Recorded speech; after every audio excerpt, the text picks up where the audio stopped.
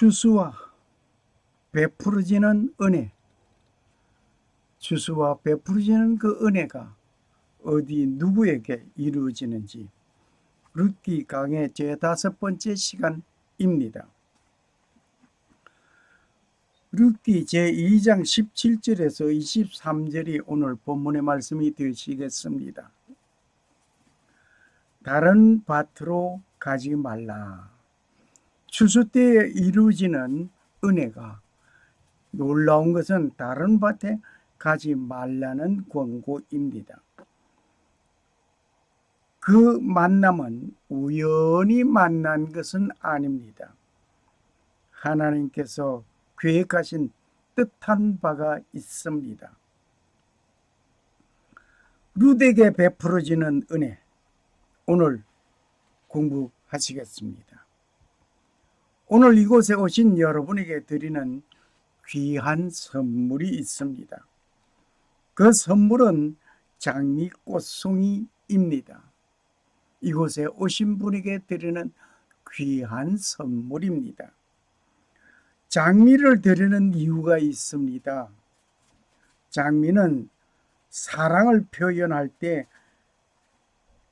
대중적으로 드리는 꽃입니다.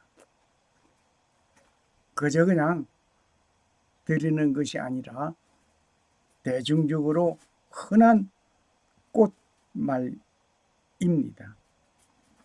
장미가 아름다운 것은 왜 아름다운고? 어느 누구는 말을 합니다. 가시가 있기 때문이라고 합니다. 장미가 아름다운 것은 가시가 있기 때문이라. 그런데 가시가 있기 때문에 아름다움이 아니라 아름답기 때문에 가시가 있는 듯 하기도 합니다. 아름다운 장미를 꺾어 가려다가 가시에 찔리는 일들이 흔하게 많이 있습니다. 왜 장미를 선물로 드리는지 말씀드리고자 합니다. 야생종의 장미는 주로 북반구의 온대와 한대 지방에 분포되어 있습니다. 장미는 향료용과 약용으로 재배되고 있었습니다. 중세 이후에 관상용으로 개량하여 재배하게 된 원예종이기도 합니다. 장미의 대표적인 특징 중 하나는 가시가 있다는 것입니다. 가시가 없으면 장미가 아니다 할 정도로 장미와 가시는 밀접한 관계를 가지고 있습니다. 서로가 떨어지지 아니합니다.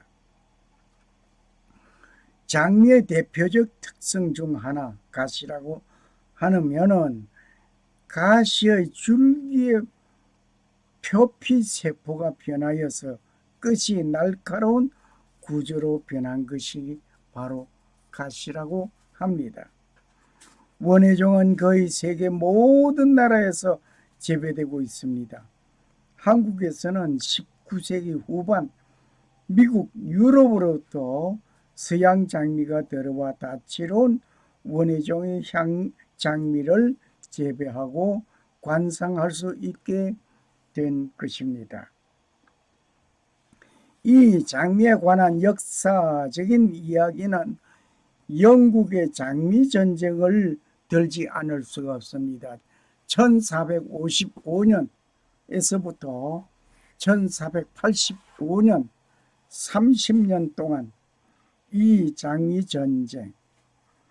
전쟁의 이름은 왕위를 다투던 요크 가문과 랭크스트 가문 사이에 제각기 흰 장미와 붉은 장미를 달고 30년 동안 전쟁을 계속하였던 것을 우리는 역사적인 문헌 속에서 잘 알고 있습니다. 결국 양가가 흰 장미와 붉은 장미를 섞은 통일 문장을 만들면서 이 분쟁이 해결되었다는 유래가 있습니다.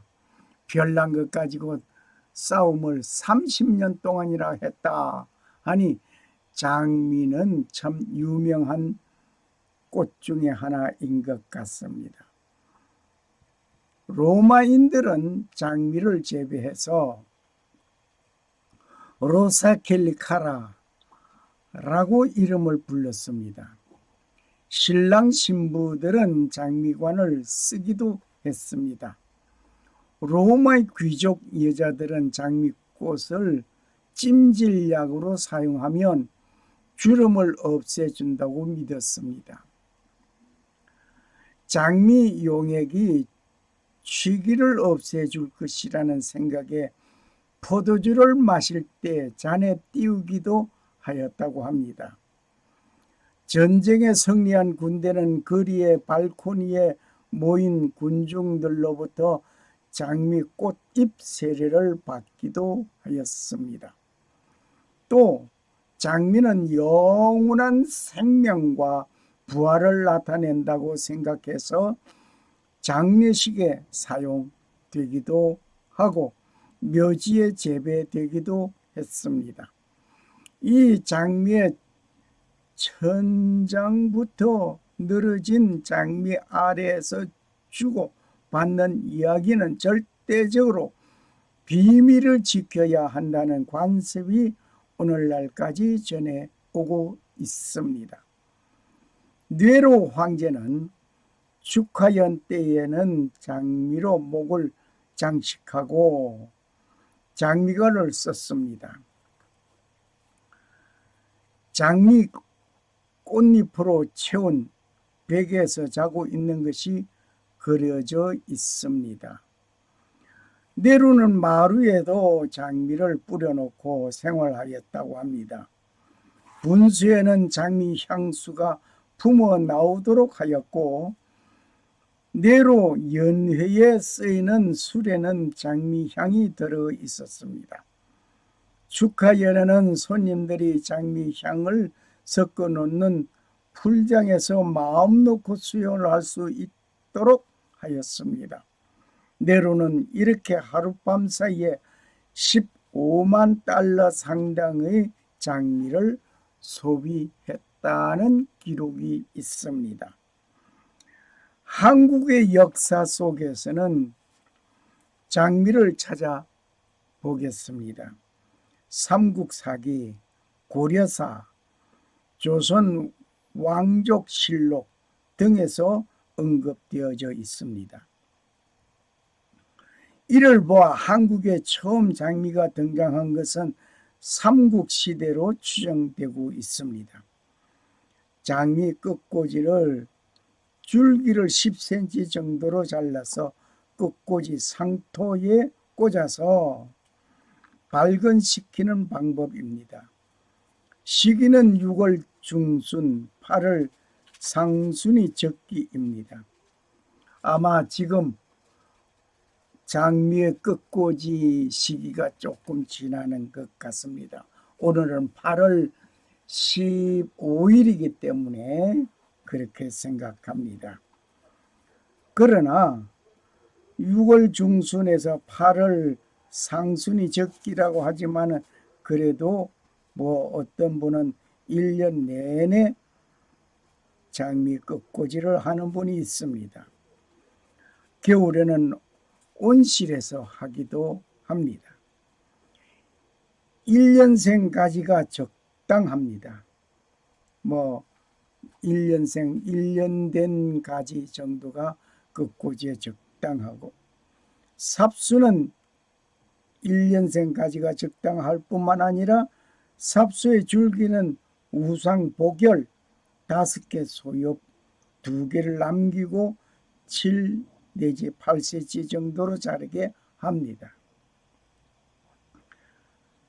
그렇게 하여 유합 조직이 잘 형성되고 잘 발달될 수 있고 삽수의 길이는 2 내지 3의 상토에 묻고 즉 3분의 2는 상토에 묻고 3분의 1 정도는 표면에 나오도록 하는 것입니다. 끝꽂이 상태에는 습도가 유지되어야 합니다. 5 내지 8주간 정도 플라스틱 필름 주머니를 덮어 습도를 유지해 주면 더욱 효과적인 것입니다. 뿐만 아니라 상토 삽목에는 그늘이 요구됩니다. 끝꽂이가 성공하면 상토 안에는 발근이 되고 눈에는 새싹이 나오게 되고 뿌리가 충분히 발근되면 유기물이 풍부한 묘목장으로 옮겨서 영양 생장할 수 있도록 해줍니다. 아니 갑자기 왜 장미 선물을 하더니 이렇게 거창하게 삽목하는 얘기까지 하는지, 그만큼 장미가 우리에게 주는 것이 놀라웠고 너무 풍성하고 또 귀한 장미 선물이기 때문에 말씀을 드렸습니다. 특히 놀라운 것은 장미는 종교적 의미가 있습니다. 장미는 영적으로 모든 종교와 연결되어 있다고 할 수 있습니다. 중세 유럽에서는 기독교를 상징하는 꽃으로 중요시하였는데 장미가 기독교의 상징이 된 것은 원종의 장미가 홉 다시 잎 꽃잎으로 5개의 잎이 있기 때문입니다. 이것은 잎 5 꽃잎이 기독교의 성스러운 오라는 신성과 연결지어져 있기 때문이라고 합니다. 즉 예수 그리스도가 십자가에 못 박혔을 때 5곳의 상처가 있기 때문이라 하여서 5라는 숫자를 성스러운 5로서 신성시하였기 때문입니다. 머리, 왼팔, 오른팔, 양다리, 이렇게 보면 옆구리 상처는 어디를 갔습니까? 여하튼 장미는 그리스도의 피에서 유래된 은총, 자선과 순교를 의미하고 있습니다. 백장미는 동정녀 마리아의 순진, 청결, 정조 등과 연관이 되어 있습니다. 이것은 천국의 꽃이며 아름다운 완벽 그리고 향기를 나타내는 것이라고 합니다. 그리고 장미 화환은 천상의 축복, 즉 하늘의 장미로서 여겨져 로자리오의 시초가 되었습니다. 그리고 황금 장미는 교황의 표시이기도 하였습니다. 천주교에서는 한때 장미의 열매를 줄로 매달아 묵주로 사용하기도 했습니다. 이집트인들에게는 장미가 육체적 욕망이 없는 순수한 사랑을 의미하여 풍요의 여신 이시스와 연관을 지었습니다. 유대인의 경우 장미는 생명수의 일부로 여기고 있었습니다. 즉 중심에는 태양이 있고 장미 꽃잎은 자연 속의 풍요를 나타낸다고 생각하고 있습니다. 장미는 곧 우주를 축소시켜 놓은 것이라고 생각하였습니다. 이슬람교에서는 장미가 예언자의 피를 상징하는 것이라고 말하고 있습니다. 장미 십자 회원들에게 장미는 성령의 장미로 불려지고 있습니다. 오늘 룻기 제 강의 5번째 본문은 룻기 2장 17절에서 23절입니다. 은혜는 누구에게 베풀어지는가? 장미 선물을 드리면서 거창하게 흘려왔습니다마는 오늘 본문에 보면 은혜는 누구에게 베풀어지는가? 은혜는 누구에게 베풀어지는가를 조명해 보면서 룻기를 통하여 예수 그리스도, 예수님과 성도의 관계를 조명하면서 성령의 역사를 보시기를 원합니다. 그리고 진정한 효가 무엇인가를 배우기를 원합니다. 하나님의 은혜가 선행의 조건에 의하여 베풀어지는 것은 아닙니다. 그러나 때때로 이러한 자에게 내려주심을 우리는 봅니다. 다시 말을 하면 하나님의 은혜가 선행의 조건은 결코 아닙니다. 선한 일을 했다고 하나님의 은혜가 베풀어지는 것은 아닙니다. 그렇지만은 때때로 선행을 하는 자에게 베풀어지기도 합니다. 룻이 밭에서 저녁까지 줍고 그 준 것을 떠니 보리가 한 에바쯤 된지라. 룻기 2장 17절 말씀입니다. 1에바는 약 22리터입니다. 22리터라고 한다면 상당히 많은 양입니다. 이삭을 줍고 그 이삭을 죽은 것을 떨어서 보니 22리터 정도라고 한다면 굉장히 열심하였습니다. 그런데 놀라운 것은 보아스가 베는 자들에게 말을 하여 단과 단 사이에 이삭을 흘려서 주어갈 수 있도록 베풀었다고 하는 것입니다. 놀라운 일입니다. 그것도 게으르면 못하는 것이지요. 부지런히 룻은 그 이삭을 주었습니다. 게으른 자여 계획에 가서 하는 것을 보고 지혜를 얻으라. 잠언 6장 6절의 말씀을 우리는 기억하고 있습니다. 우리가 너희와 함께 있을 때에도 너희에게 명하기를 누구든지 일하기 싫어하거든 먹지도 말게 하라 하였더니 우리가 들은 적 너희 가운데 규모 없이 행하여 도무지 일하지 아니하고 일만 만드는 자들이 있다 하니 이런 자들에게 우리가 명하고 주 예수 그리스도에게 권하기를 종용히 일하여 자기 양식을 먹으라 하노라. 데살로니가 후서 3장 10절 11절 12절의 말씀이 우리에게 큰 교훈을 주고 있습니다.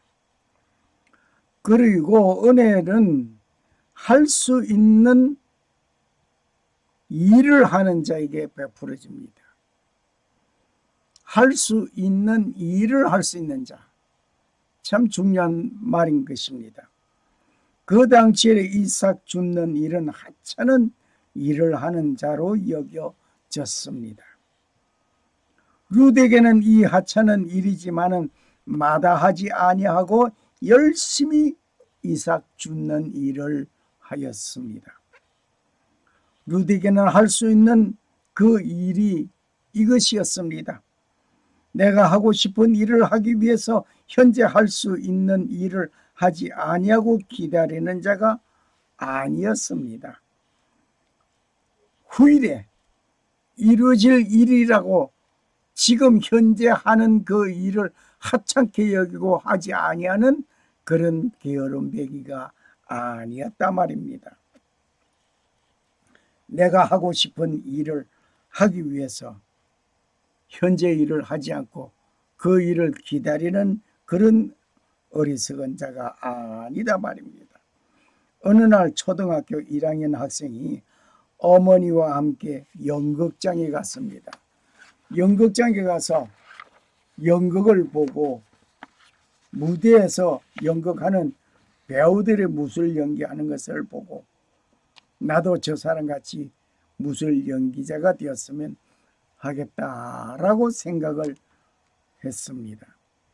그리고 연습하는 것을 잘 하는 일입니다. 하지만 초등학교 1학년이라면 그 수준에서 할 수 있는 일을 하면서 무술 연습을 해야 할 것입니다. 연극장에서 행하는 그 무술 연습 연기자가 하는 것처럼 초등학생이 이제 갓 연습을 그런 식으로 할 수 있겠느냐? 그거는 아니라 말입니다.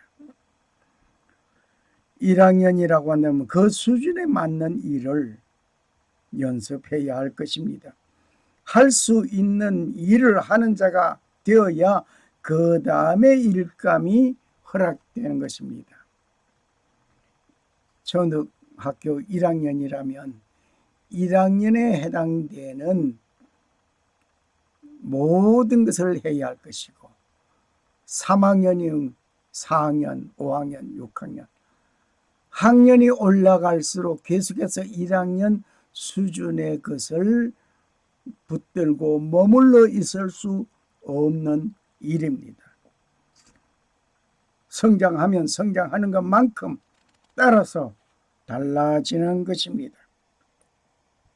그리고 효하는 자에게 은혜가 베풀어지는 것입니다. 효를 하는 자에게 은혜가 베풀어진다. 하루 종일 이삭 죽기에 피곤한 룻이었습니다. 하지만 룻은 시모의 묻는 말씀에 소상하게 말씀드리는 자이었습니다. 피곤하니 엄마 나 피곤해. 오늘 하루 종일 이삭 줬는데 너무 피곤해. 일찍 잘래. 그렇게 하면서 자버리는 룻이 아니라 시어머니가 묻는 그 모든 질문에 답을 하면서 시모와 함께 그 밤에 있었습니다. 하루 진종일 집에 있었던 나오미에게는 며느리가 오늘 어떤 일을 어디에서 어떤 누구의 도움을 받으며 일을 했던가 궁금하기 그지없었을 것입니다. 그 모든 것을 룻은 숨김없이 시므와 함께 대화를 나누었단 말입니다. 집에 들어온 며느리는 궁금한 모든 것을 묻는 말에 소상히 대답하는 며느리를 보면서 오늘 현대를 살아가는 우리 가정을 한번 살펴보시기 바랍니다. 직장에서 일하고 돌아온 사람이 대화도 하는 둥 마는 둥 아이고 오늘 나 너무 피곤해서 안 돼야 내가 자고 보자. 대화를 뚝 끊어버리는 그러한 사람이 있습니까? 부모님과 대화는 어떠합니까? 여러분은 자신 스스로가 판단해 보시기를 바랍니다. 부모님은 여러분의 하루 일과 속에 즐거웠던 이야기, 슬픈 이야기, 재미있었던 이야기, 우스웠던 이야기, 때로는 창피한 이야기 어느 것이든지 듣고 싶어 하는 것이 부모의 심정입니다. 그런데 퇴근하여 집에 돌아오면 어떤 일을 하시는지 여러분 자신이 더 잘 알고 있습니다. 저녁을 먹고 난 후에 각자의 방으로 간 뒤에 두 늙은 노인만 TV 앞에 앉아 계실 것이 분명합니다. TV 보는 상황도 각각 달라서 또 한바탕 서로 채널을 바꿔가면서 보는 일이 되고 있습니까? 오늘 룻을 통하여 하루 종일 이삭 죽기에 피곤한 생각을 하면 곧바로 잠자리에 들 것만 같습니다. 하지만 시모의 궁금증을 대화로 풀어드리는 아름다운 그 룻은 효의 상징이었습니다. 오늘 효가 사라져가는 현실을 직시해 보면서 대화가 단절되는 현실을 직시해 보면서 아이들은 게임에 열중하고 젊은 이들은 직장인은 직장 업무에 퇴근한 집 후에 집까지 연장되고 나이 많으신 분들은 그 외로움을 연속극에 눈을 붙이고 있는 현실을 한번 직시해 보시기 바랍니다. 온 가족이 모여 있을 때 연세 높으신 분들의 이야기는 젊은이들에게 세대 차이를 느끼면서 설그머니 자리를 뜨게 되지 않습니까? 룻이 대화로 모든 궁금증을 풀어드리는 효의 모습을 우리는 배워야 할 것 같습니다. 네 부모를 공경하라. 그리하면 너의 하나님 여호와가 네게 준 땅에서 네 생명이 길리라. 출애굽기 20장 12절 말씀입니다. 부모를 공경하라. 그리하면 너의 하나님 여호와가 네게 준 땅에서 네 생명이 길리라고 하였습니다. 즉 효하는 일은 하나님의 말씀에 순종하는 일입니다. 하나님께서는 자기 말을 듣고 순종하는 자에게 함께 하시고 축복하십니다. 할렐루야. 이와 같은 놀라운 은혜가 여러분에게 임하기를 원합니다. 네가 네 하나님 여호와의 말씀을 삼가 듣고 내가 오늘날 네게 명하는 그 모든 명령을 지켜 행하면 네 하나님 여호와께서 너를 세계 모든 민족 위에 뛰어나게 하실 것이라. 신명기 28장 11절 말씀하셨습니다. 어떻게 하시겠습니까? 모든 세계 민족 위에 뛰어나기를 원합니까? 그렇다고 한다면 여호와의 말씀을 삼가 듣고 하나님께서 오늘날 말씀하시는 그 모든 명령을 지켜 행하면 하나님께서 세계 모든 민족 위에 뛰어나게 하실 것입니다. 할렐루야. 은혜는 끝까지 일하는 자에게 이루어집니다. 하다가 중지 가다 중지 곧하면 아니 감만 못하더라. 달리 경주하는 자가 완주하지 못하면 탈락자입니다. 좋은 성적을 내는 것도 중요하지만 완주하는 일이 중요한 것입니다. 아무리 처음 스타트해서 달리기에 제1등으로 잘 스타트에 잘 달려갔습니다. 중간까지도 잘 달려갔습니다. 그런데 그 잘 달려오는 것을 보고 응원합니다. 축하합니다.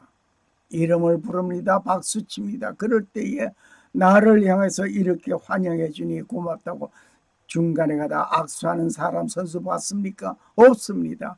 담례하는 사람 봤습니까? 없습니다. 그저 달려갈 길을 최선을 다해서 달려갑니다. 힘들어도 달려갑니다. 중단하지 않습니다.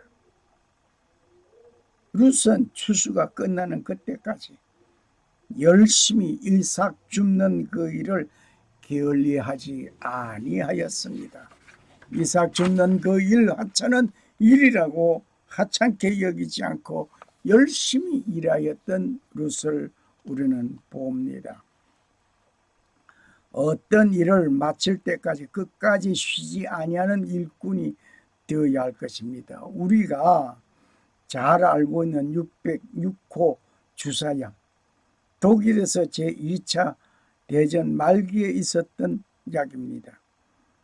실험 연구하기를 605번이나 실패하였습니다. 그러나 605번이나 실패될 때 그것을 아니다 라고 결정하고 버려버렸으면 아무것도 없습니다.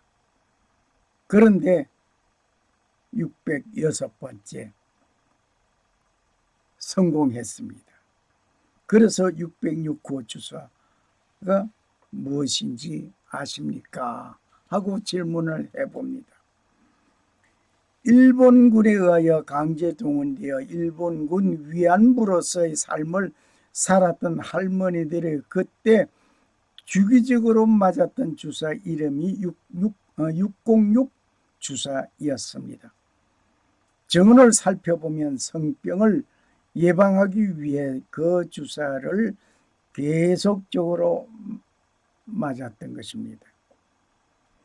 6065 주사는 아르세파나민 주사의 별칭입니다.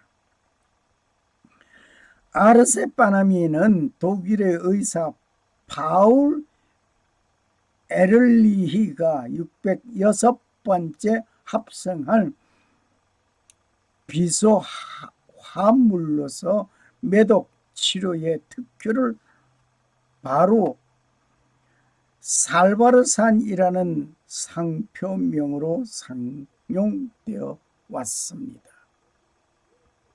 바로 이 약입니다. 매독, 희귀혈 등의 특효약으로 알려져 널리 사용되었으나 불임의 원인이 되는 부작용이 심하여 현재는 사용하지 않습니다. 이 주사를 맞은 피해자들의 후유증에 대해 뜨겁고 매우 아팠다. 독한 냄새가 나서 오랫동안 고생했다고 진술하고 있습니다. 605번이나 실험 결과는 실패하였지만 마지막 한 번 더 성공으로 이루었던 것이 6065 주사약이었습니다. 성공하는 날까지 굽힐 줄 모르고 일하는 일꾼에게 주어지는 하나님의 은혜를 우리는 여러 곳에서 발견합니다. 끝까지 참고 견디는 자가 받는 구원의 소식이 하나님께로부터 받는 은혜입니다. 할렐루야. 추수기를 맞이하여서 추수 때까지 기다려야 할 것입니다. 모압 여인 룻이 가로되 그가 내게 또 이르기를 내 추수를 다 마치기까지 너는 내 소년들과 가까이 있으라 하더이다. 라고 룻은 시므에게 말을 합니다. 룻기 2장 21절 말씀이었습니다.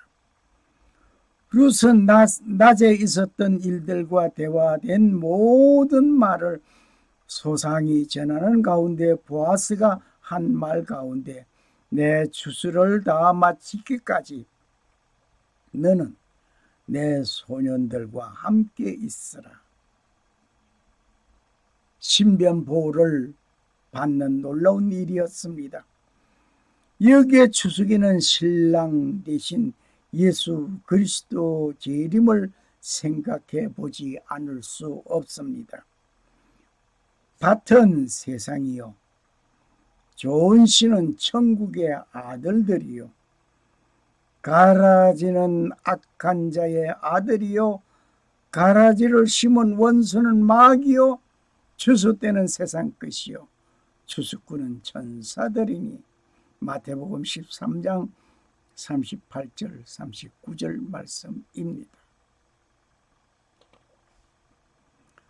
초림으로 오신 예수 그리스도는 세상의 임금과 재판석에서 선고를 받고 죽임을 당하연 예수 그리스도입니다. 이 일은 구원을 선포하기 위하여 오셨던 것입니다. 그러나 재림의 주님은 초림과는 완전히 다른 것입니다. 재림의 주는 심판주로 오시는 것입니다. 타작마당에서 알곡과 죽정이를 고르고 알곡은 곡간으로 죽정이는 꺼지지 않는 불에 태우시게 될 것입니다. 손에 키를 들고 자기의 타작마당을 정하게 하사 알곡은 모아 곡간에 들이고 죽정이는 꺼지지 아니하는 불에 태우시리라. 마태복음 3장 13절의 말씀이었습니다. 신랑 되신 예수 그리스도의 재강림이 그의 신부된 자는 신랑을 맞이할 준비를 해야 합니다. 신랑 되신 예수 그리스도의 재강림 때에 그의 신부된 자는 신랑을 맞이할 준비하셨나요? 신랑을 맞이할 신부는 준비되어야 합니다. 무슨 준비? 신랑을 맞이할 수 있는 신부가 되어야 합니다. 등과 함께 모든 그릇에 기름을 같이 준비해야 합니다. 신랑을 맞이하는 소리를 듣게 됩니다. 신랑이로다 하는 소리를 듣고 일어났을 때에 등과 기름이 준비되어 있는 자에게는 신랑을 맞이할 수 있는 일이 되었지만 기름이 부족한 그에게는 신랑을 맞이하지 못했습니다. 그런즉 깨어있으라. 너는 그날과 그 시를 알지 못하느니라. 마태복음 25장 13절 말씀입니다. 마태복음 25장 하게 되면은 우리는 열처녀 비유를 우리는 잘 알고 있습니다. 열처녀가 한 방에 있었습니다. 열처녀가 한 방에서 한 신랑을 기다리고 있었습니다. 열처녀가 다 같이 등을 준비했습니다.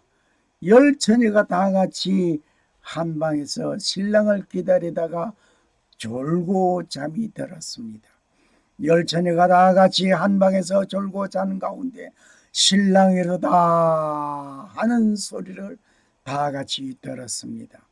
그러나 다섯은 신랑을 맞이하지 못했습니다. 다섯은 등과 기름이 준비된 그들에게는 신랑을 맞이하는 일이 되었습니다. 신부된 자는 신랑 되신 예수 그리스도께서 언제 어느 시에 오실는지 모르는 가운데 있습니다. 그러므로 깨어있는 믿음의 사람이 되어야 할 것입니다. 신랑을 맞이하기 위하여 다 같이 등불을 준비하였습니다. 다 같이 한 방에서 기다렸습니다. 신랑이 드디어 오므로 기다리다 다 같이 졸기도 하였습니다. 다 같이 신랑이 되더라 하는 소리를 들었습니다. 그런데 슬기로운 자와 미련한 자의 결과는 다른 결과를 가지게 되었습니다. 슬기로운 자는 신랑을 맞이했습니다. 미련한 자에게는 신랑을 맞이하지 못했습니다. 슬기로운 신부는 깨어있는 믿음의 신부가 되어야 할 것입니다. 최선을 다하는 충성스러운 청직의 사명을 다하는 자가 되시기를 소원합니다.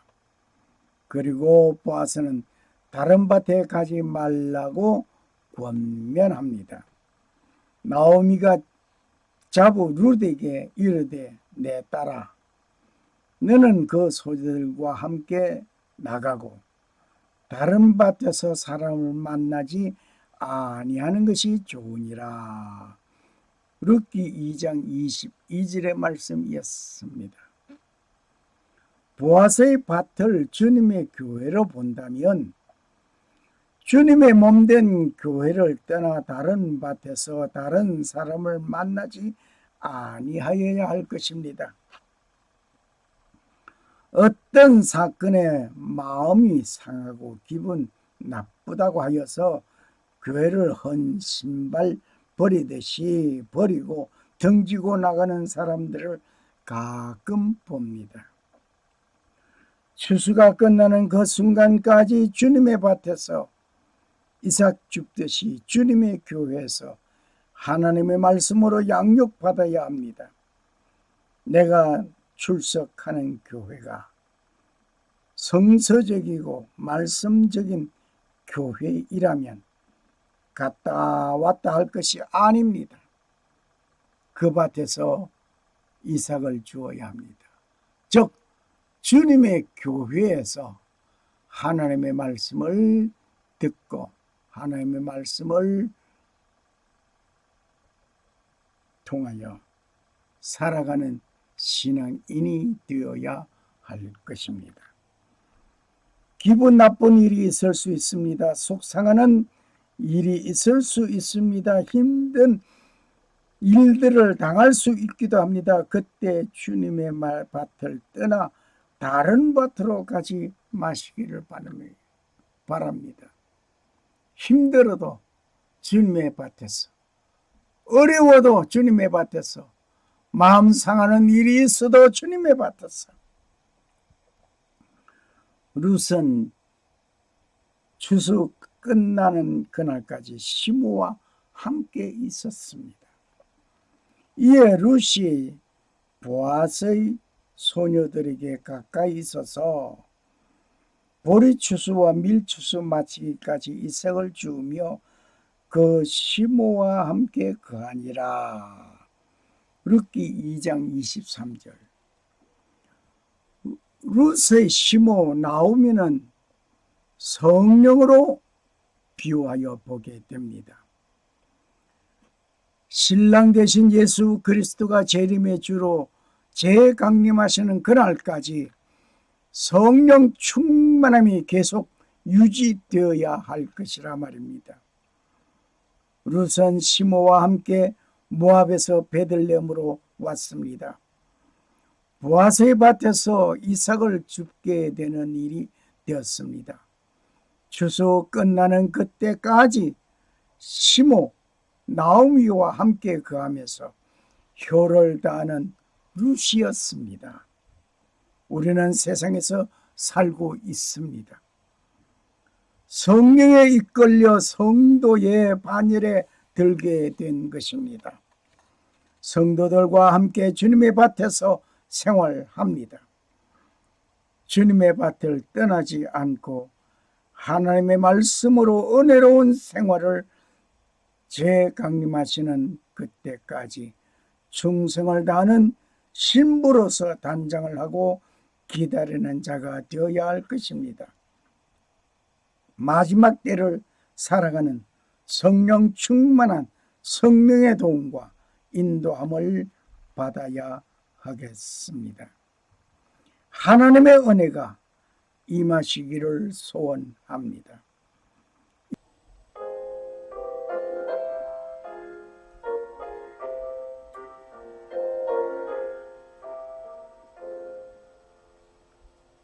남았던 본분이 구주를 높이고 무정 구원 얻도록 자린도함이라.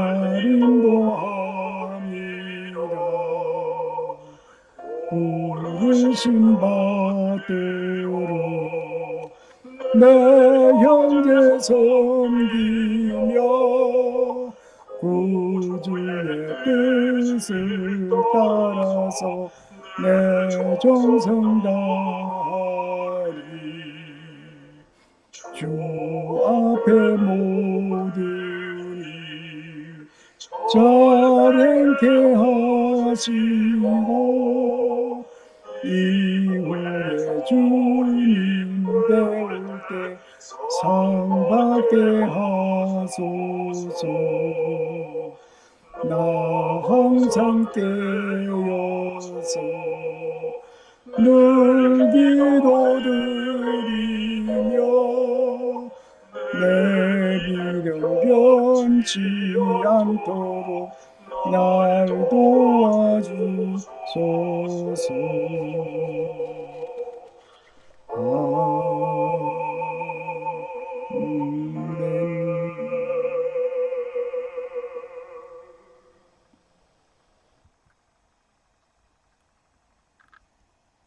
네 부모를 공경하라. 그리하면 너의 하나님 나 여호와가 네게 준 땅에서 네 생명이 길리라. 출애굽기 20장 12절 말씀입니다. 룻에게는 효성이 전부이었습니다. 그는 그가 베푸는 효성이 받은 엄청난 은혜가 넘치고 있었습니다. 샬롬. 살아 역사하시는 주 하나님은 창조하시고 평강을 주시는 하나님 아버지의 축복이 오늘 루시 베푸는 효성으로 받은 은혜가 여러분에게 임하시기를 소원합니다. 할렐루야. 감사합니다.